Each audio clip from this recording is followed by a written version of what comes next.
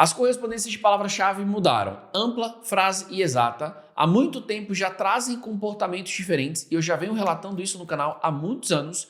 E oficialmente, quando você entra agora na página de explicações sobre as correspondências de palavra-chave, o conceito delas teve uma mudança e agora isso está explícito no Google. Nesse vídeo eu vou explicar para você tudo o que mudou e principalmente qual é o cuidado que você tem que ter na hora de não só escolher a sua palavra-chave, mas principalmente na hora de escolher a sua correspondência de palavra-chave.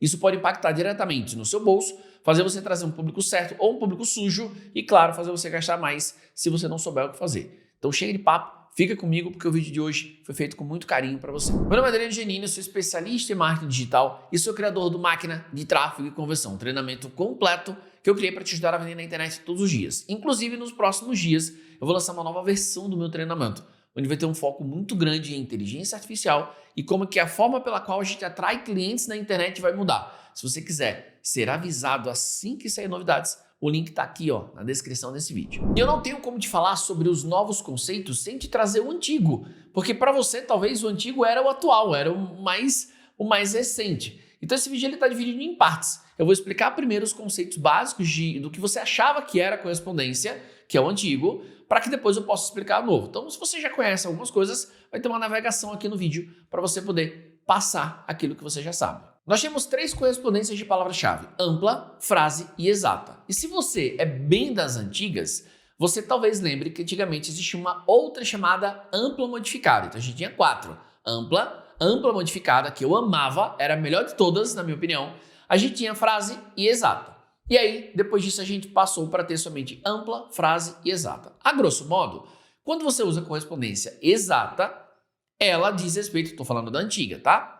Quando você usa correspondência exata, quer dizer que você só vai aparecer para as pessoas que pesquisarem rigorosamente aquilo que você digitar. Então, era uma correspondência de escrita. Da mesma forma que na frase, ela já aparecia para mais variações, mas também variações de escrita. E a ampla é a que aparece para mais variações ainda, também de escrita. Ou seja, a partir do momento que eu uso uma ampla, eu sei que, pegando como referência aquilo que eu escrevi, ela vai aparecer para muitas variações. A partir do momento que eu uso a frase, eu sei que a partir daquilo que eu escrevi, ela vai aparecer para algumas variações. E usando exata, a partir daquilo que eu escrevi, ela não vai aparecer para nenhuma outra. Isso é como as correspondências de palavra-chave funcionavam. Desde que essas mudanças começaram, desde que eu senti isso nas campanhas e comecei a falar sobre isso aqui no meu canal há pelo menos aí uns 3 anos, agora oficialmente a gente tem como as correspondências se comportam. Que eu já tinha visto isso e já tinha comentado com vocês, mas agora ficou oficial. Então, diferente de como as correspondências funcionavam, como que elas funcionam agora? A gente continua tendo ampla, frase e exata. Só que agora não é mais apenas no sentido da escrita. Agora é baseado em 3 pilares. Pilar número 1, na escrita. Pilar número 2, no significado da escrita. Pilar número 3, na intenção por trás do usuário que pesquisou através daquela escrita. Bugou? Então vou repetir, tá? Quando você escreve uma palavra-chave, ou seja, quando você decide que você quer aparecer para aquela palavra-chave, se a gente fosse pensar na antiga, era só a escrita. Agora, qualquer outra variação desse significado entra como segundo pilar. Então, não é só a escrita, é também o significado.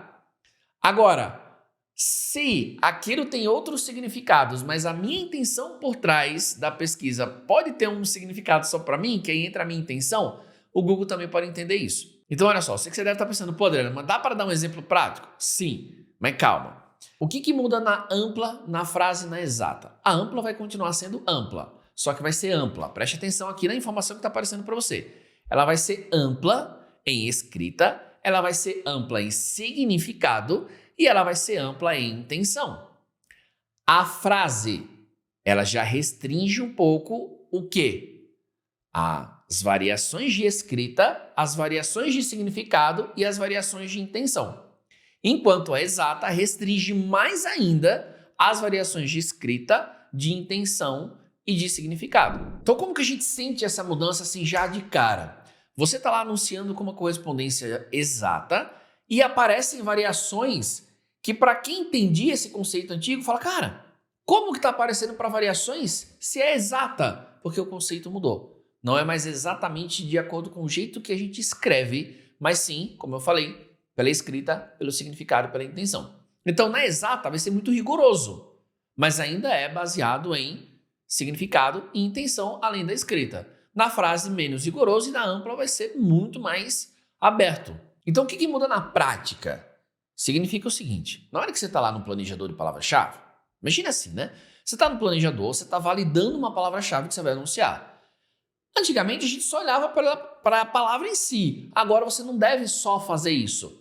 Você deve pensar no significado daquela palavra e possíveis outros significados e também em possíveis interpretações diferentes daquele significado que pode fazer com que você atraia um público que você não quer. Ou seja, se eu estou anunciando, por exemplo, para suporte de microfone, que eu vou dar esse exemplo bem prático, eu tenho que pensar no que suporte para microfone significa para mim, para os outros, e se não tem gente que não entende absolutamente nada e pode chamar isso de uma outra coisa, porque eu posso atrair um público diferente. Você consegue entender? Então, vou dar um exemplo bem simples para te ajudar. Imagine a palavra suporte para microfone. Imaginou? Isso aqui, alguém pode chamar de suporte para microfone, concorda? Porque, de certa forma, ele está servindo de suporte para esse microfone. Agora, isso aqui é um outro microfone e pode ser que essa partezinha aqui, que, sei lá, alguém vai chamar de presilha, alguém vai chamar de outra coisa, alguém pode chamar isso aqui de suporte. E você imagina assim, ó, quantos tipos de suportes diferentes para microfone existem, que as pessoas podem chamar tudo isso de suporte para microfone. Então, o que eu estou tentando, me esforçando para fazer você entender? Que as pessoas chamam coisas diferentes do mesmo nome. Então, a partir do momento que eu escolho a palavra suporte para microfone, eu poderia pensar só na escrita. Hoje eu preciso pensar quantos outros significados e quais outros significados suporte para microfone existe. Ora, é fácil, gente. Pega essa palavra e joga no Google. Pega essa palavra e joga no YouTube. Pega essa palavra e joga em qualquer ferramenta de busca e vê o que aparece. E aí, se você vê 30 coisas diferentes, você vai perceber assim, ó, putz, eu achei que isso só queria dizer isso, mas na real também quer dizer isso. Por exemplo, passaporte. Você já comeu um passaporte? Você fala, oi? Passaporte para você é o quê? Para muita gente é um documento que você vai lá e tira se você quiser viajar para outros países. Para muita gente, passaporte é um whisky. Para mim, é o melhor sanduíche do mundo.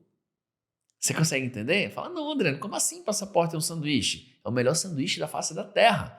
O que eu quero que você entenda? Que talvez você não soubesse, mas passaporte é um sanduíche. Talvez você não soubesse, mas passaporte também é um whisky. Você consegue entender que, por mais que isso fuja do seu mundo, da sua roda de análise de pensamento, do seu mapa de mundo, existem outros significados para aquela palavra-chave. É isso que o Google entendeu. Não é só o jeito que você pesquisa, mas o significado daquilo. Então, se eu, enquanto pessoa que vou anunciar, não buscar entender isso daqui para frente, eu posso facilmente atrair um público sujo sem saber ou sem entender o porquê. Então, ora, se eu vou para suporte para microfone, se eu vou anunciar suporte para microfone, já sabendo de todas essas variações, ou eu já posso ir consciente de que isso vai acontecer e que também não é um problema, porque imagina, eu tenho uma loja e nessa loja eu vendo todo tipo de suporte de microfone que você possa imaginar. Para mim essa palavra é boa. Eu sei que tem todo tipo de pessoa precisando de suporte que vai chamar de suporte na pesquisa, mas eu tenho um produto para todos, então tá ok. Agora, você imagine que também posse desse conhecimento, o quanto que eu posso refinar a minha palavra-chave antes de anunciar. Só com essa aula eu fiz você economizar uma puta de uma grana, porque você estava pronto para anunciar uma palavra que ela era mais ampla em significado, você ia atrair um monte de gente, nada a ver, aí você assistiu essa aula e falou, putz, vou refinar, vou colocar minha busca mais específica. Pronto, você já vai parar de aparecer para muita gente. E aí você continua mantendo o controle. Como que você mantém o controle? Ora, Adriano, meu público não tem tantas variações de pesquisa. Exata. Meu público varia bastante. Coloca a frase. Olha, Adriano, meu público não tem padrão nenhum, ampla. Só que lembre-se, não é só sobre escrita. É sobre escrita, significado e intenção do usuário. A intenção do usuário eu posso prever? Posso mapear? Não, isso é muito mais do Google do que da gente. Agora, significados eu posso fazer uma simples pesquisa no Google e ver as diferentes formas e produtos e variações de chamar a mesma coisa. Aí eu consigo controlar. Aí, claro que você deve estar terminando esse vídeo pensando assim, ó, tá bom, entendi. Mas e para as palavras negativas? Como é que ficou? Bom, isso fica para um outro vídeo, mas eu só gravo esse outro vídeo se eu souber que vocês querem. Então, se vocês comentarem aqui, se vai pelo menos uns 5 comentários. Adriano, como que funciona essas mudanças nas negativações de palavra-chave. Se tiver pelo menos uns 5 comentários, eu gravo um vídeo só sobre isso. Grande abraço, se inscreve no canal e ativa o sininho, porque eu estou sempre trazendo conteúdo novo para fazer você vender no Google todos os dias. Até mais!